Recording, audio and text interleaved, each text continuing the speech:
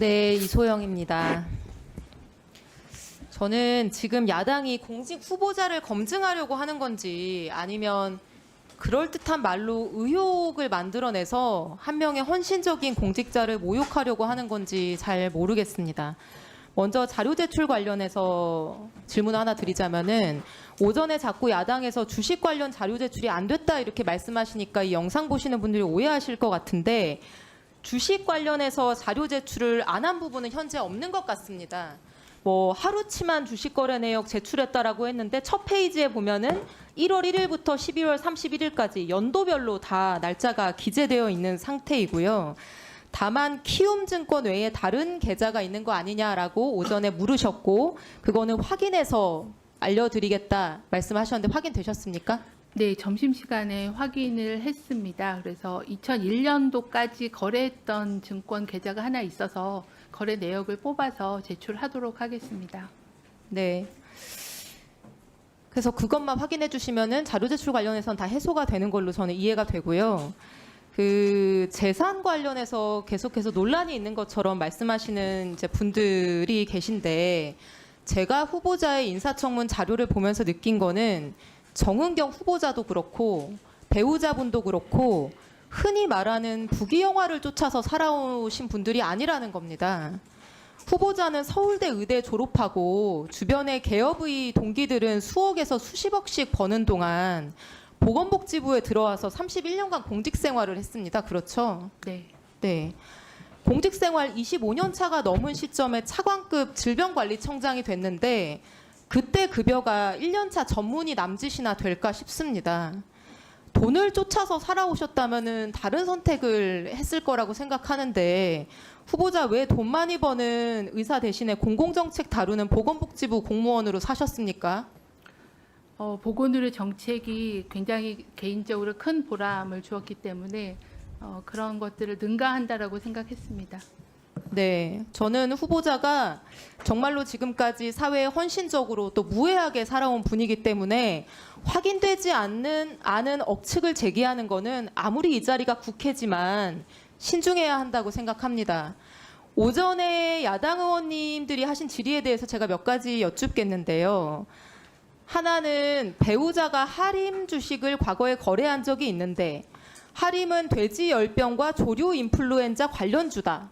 후보자가 질병청장으로 재직할 당시 정보를 줘서 매수하고 매도한 거 아니냐 이런 주장을 제기를 하셨습니다. 제가 주식 거래 내역을 보니까요. 배우자분이 할인 주식을 매수한 거는 2018년부터 2021년까지 딱 5번이고 매도한 거는 2021년에 딱 2번. 지금은 하나도 가지고 있지 않습니다. 근데 야당 의원님의 주장이 사실이려고 하면은 돼지열병이나 조류 독감이 발생했는데 아직 뉴스에 나오기도 전에 후보자가 그 정보를 미리 알고 거래를 했어야 되는 거죠. 네, 그렇습니다. 그런 사실 있습니까? 그런 사실이 없습니다. 네. 후보자 재직 시절 조류 인플루엔자 발생이 2020년 11월인데요. 코로나로 정신없던 후보자가 조류 인플루엔자까지 신경 쓸 여력이 있었는지는 모르겠으나 2020년 11월 전후로 해서 주식 거래 내역이 없습니다. 그리고 돼지열병은 후보자 재직 시절에 2019년 9월에 발생했는데요. 후보자가 할인 주식 매수하기 시작한 거는 2018년으로 훨씬 이전이고 발병한 시점하고 아무 상관이 없는 2021년에도 주식을 매수했습니다. 그러니까 말하자면은 매수 시점, 매도 시점이 방금 말씀하신 질병들하고 아무런 연관관계가 없습니다. 그냥 몇 가지 단어를 갖다 붙여가지고 마치 어떤 내부자 거래를 한 것처럼 이렇게 그럴듯하게 포장을 하고 멀쩡한 공직자한테 오명을 씌우고 정상적인 주식 매도를 무슨 죄를 저지른 것처럼 매도하는 것이 과연 이 인사청문회의 본질에 부합하는 것인가 저는 그런 생각이 드는데요. 할인 주식 관련해서 하실 말씀 있습니까? 돼지열병은 사람에게 감염되지 않기 때문에 저희 질병청하고 연관이 없는 질병이고요. 조류인플루엔자는 사람에게 감염이 되기 때문에 정보를 공유를 합니다. 근데 아까 지적 말씀 듣고 확인을 해봤더니 매도했던 시점은 2021년 6월 16일 하루만 전량 매도를 했습니다. 근데 그 전에 조류인플루엔자가 발생했다는 정보는 전혀 없었고 질병청에도 통보된 그런 공문은 없었습니다. 그때 농림부의 보도자료에 따르면 당시 5월 11일 날 심각 단계를 오히려 관심 단계로 나눠서 낮추는 상황이어서 여름에는 조류인플루엔자 발생 자체가 거의 없다는 말씀드리고 매도 시기에는 그런 정보가 전혀 이용되지 않았다라고 말씀을 드립니다. 네, 제가 봐도 아무런 관련성이 없습니다. 두 번째, FTEN이 주식에 대해서 지금 문제를 삼는데요. 제가 찾아보니까 나노 섬유를 취급하는 기업이고 미세먼지 차단망을 개발하고 있는 기업이기도 했습니다. 그런데 이 주식 관련해서 지금 야당이 제기하고 있는 거는 첫 번째, 이거 뭐 직무 관련성이 있는 거 아니냐는 게 첫 번째고요. 두 번째는 뭐 보건복지부 관련자로서 알고 있는 정보를 가지고 이거를 샀다 팔았다 한 거 아니냐라는 두 가지인데요.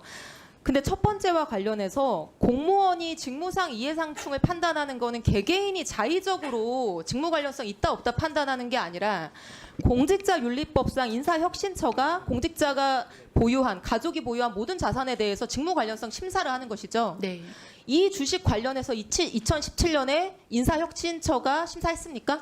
네, 2017년에 직무 관련성 심사 받았고 없음으로 통보를 받았습니다. 직무 관련성이 없다 이렇게 판정을 받은 주식이죠. 네, 그렇습니다. 그러면 재산 신고를 제대로 했고 인사혁신처가 법령에 따라서 심사를 했는데 직무랑 아무 관련이 없다. 네. 이렇게 한 주식을 보유하고 거래한 것이 무슨 문제인지.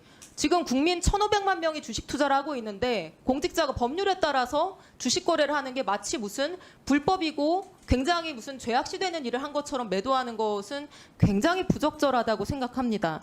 그리고 두 번째로는 아까 후보자께서 보건산업 과장을 할 때 이 FT ENE가 보건산업과 관련해서 무슨 혜택을 본 게 아니냐라는 취지의 질문이 있었는데요. 이거 관련해서 직무 관련성이나 연관이 있는 회사입니까? 네, 저희도 정보를 찾아봤는데요. 그때 투자했던 거는 가스터빈 필터 미디어를 납품하는 투자라고 보도에서 확인을 했습니다. 제가 2010년에는 보건산업기술과장에 재직을 했지만 FTENE하고 그 산업 분야나 연구 분야가 전혀 아닌 분야이고 국가 R&D 지원 이력이 없음을 복지부를 통해서 확인을 했습니다. 코로나 방역 사령관으로서 후보자의 헌신은 많은 국민께 인상을 남겼습니다. 하지만 이번 청문회를 앞두고 제기된 각종 의혹에 대해서 후보자는 청문회에서 답하겠다는 말만 반복해 왔습니다. 이미 드러난 의혹들만으로도 국민 눈높이에는 한참 못 미칩니다. 이 자리에서 국민께 사과할 의향 있으십니까? 네, 창해 에탄올 주식은 당시에는 몰랐지만 제가 다른 질문을 해야 돼서 네. 이거 사과 네, 의향이 네, 네. 있으신지 여쭙습니다. 끝나고 말씀드리겠습니다. 네, 보도에 따르면 후보자는 새 정부 출범 후에 장관 후보로 검증을 받았지만 남편 문제로 낙마설이 제기된 바가 있습니다. 그런데 이후에 국민 추천제 형식을 통해 다시 지명이 됐습니다. 후보자는 지난 대선에서 민주당 총괄 선대본부장으로서 정치색이 뚜렷한 인사시다 보니 국민을 내세운 코드 인사 아니냐는 비판이 있습니다. 장관은 댓글을 순서로 뽑는 자리가 아닙니다. 국민의 삶을 책임지는 자리인 만큼 임명 과정 하나하나가 신뢰를 얻는 절차여야 하는 것을 명심하고 답변해 주시기 바라겠습니다. 코로나19 확산 당시에 그 대형 병영, 간호병동은 감염 취약 구역으로 분류돼서 가족조차 PCR 음성 확인 없이는 출입이 불가능했습니다. 당시 질병청장이셨던 후보자께서는 그 방역 지침의 중요성과 민감성을 누구보다도 잘 알고 계실 것이라 생각합니다. 방역 지침은 모든 국민에게 예외 없이 적용돼야 합니다. 맞습니까? 네, 예외 없이 적용이 필요합니다. 그런데 언론 보도에 따르면 2023년 7월 국회 보건복지위원이었던 강선우 의원이 서울의 한 대형병원 방문해서 간호사들의 제지에도 불구하고 나 국회의원이다, 보건복지위원이라 이 병원 잘한다 는 취지로 소란을 피운 뒤 PCR 검사 없이 신속 검사만으로 병동에 출입한 것으로 전해졌습니다. 당시 일반 국민은 PCR 음성 확인서 없으면 가족 면회조차 할 수 없던 상황이었습니다. 국회의원이라고 해서 예외가 있어서는 안 되겠죠. 네, 그렇습니다. 당시 방역수장으로서 강선우 의원의 언행에 대해 어떻게 생각하십니까? 저도 그런 상황에 대해서는 보도를 봤는데 그게 어떤 병원에 어떤 상황이었는지는 제가 확인할 수 없어서 세부적인 말씀을 드릴 수는 없고요. 지침을 누구나 지켜야 된다라는 것은 맞는 말씀이라는 말씀드립니다. 그럼 그 언행이 부적절했다고 보시는지요? 언행까지 제가 확인하지 못해서 그거에 대해서는 말씀드리긴 좀 네, 어려울 것 언론 같습니다. 보도 내용을 그대로 읽어드렸습니다. 네. 어떻게 생각하시는지 여쭙습니다.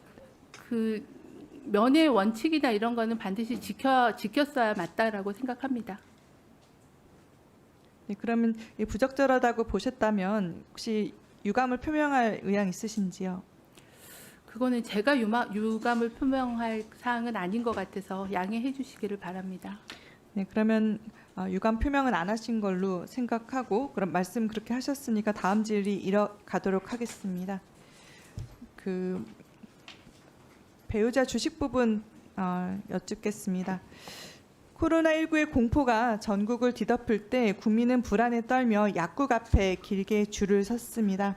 그런데 그 줄 뒤에서 누군가는 주가 그래프를 보고 있었다면 국민은 어떻게 받아들이시겠습니까? 당시 후보자께서 매일 브리핑에 나서서 마스크 착용하십시오, 자가진단하십시오, 일상 제한을 호소했습니다. 그런데 같은 시기 후보자의 남편이 방역 관련 기업에 투자를 했다면 국민은 이것을 결코 우연이라고 받아들이지 않습니다. 배신감을 느끼고 분노하고 계십니다. 바이러스 헌터라고 불리던 후보자, 남편은 팬데믹 개미왕이라는 비판에 대해서 어떻게 생각하십니까? 동의하기 어렵습니다. 그러면 특히 국민들께서는 후보자의 남편이 코로나가 창궐했던 시기, 그 시기에도 주식을 사모았던 부분에 대해서 크게 분노하고 계십니다. 남편은 2020년 10월 1000주, 2021년 7월에는 132주, 총 1,436만 5천 원을 매수했습니다. 코로나 델타 변이 바이러스 확산으로 3, 4차 대유행이 정점을 찍은 그 시기입니다. 그래서 후보자가 내부 정보를 활용해 남편의 거래를 도운 것이 아닌지라는 의혹이 제기될 수밖에 없는 시점입니다. 후보자는 코로나 시기에 손소독제 관련주일 몰랐다고 해명을 하셨습니다. 그렇지만 해당 업체는 코로나 테마주로 큰 관심을 받은 회사입니다. 말하자면 보통 사람들은 알고 있었다는 말씀입니다.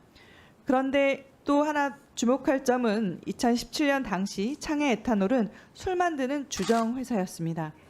그러다 코로나19 때 소독용 알코올 수요가 급증하면서 손소독제 사업에 진출하게 된 것입니다. 일반 국민들을 보면 술 만드는 회사가 손소독제 회사로 바뀌는 방역 정보를 알기가 정말 어렵습니다. 그러나 당시 마스크나 손소독제와 같은 방역 물자 동향을 총괄한 후보자는 접근할 수 있었던 정보가 아니겠습니까? 그래서 질문 드립니다. 손소독제 관련주인 창해 에탄올 주식이 지금 보유하고 있는 부분, 남편이 지금 이 주식을 보유하고 있는 부분 맞습니까? 네, 현재도 보유하고 있습니다. 네, 그럼 지금이라도 주식을 매도하던지 그게 아니라면 직무 관련성 심사라도 다시 받으셔야 되는 거 아니겠습니까? 네, 복지부 장관에 취임하게 되면 직무가 바뀌기 때문에 당연히 직무 관련성 심사를 받게 되고요. 네. 관련이 있다고 하면 당연히 매도해야 된다고 생각을 합니다. 네, 그렇죠. 직무 관련성 부분이 있는 회사로 보입니다. 네, 후보자는 남편이 보유한 창해 에탄올 주식에 대해서 직무 관련성 심사를 2017년에 받았다고 해명을 했습니다. 2020년 질병청장으로 임명된 후에 창해 에탄올 주식 심사 안 받으셨다고 하셨습니다. 맞습니까?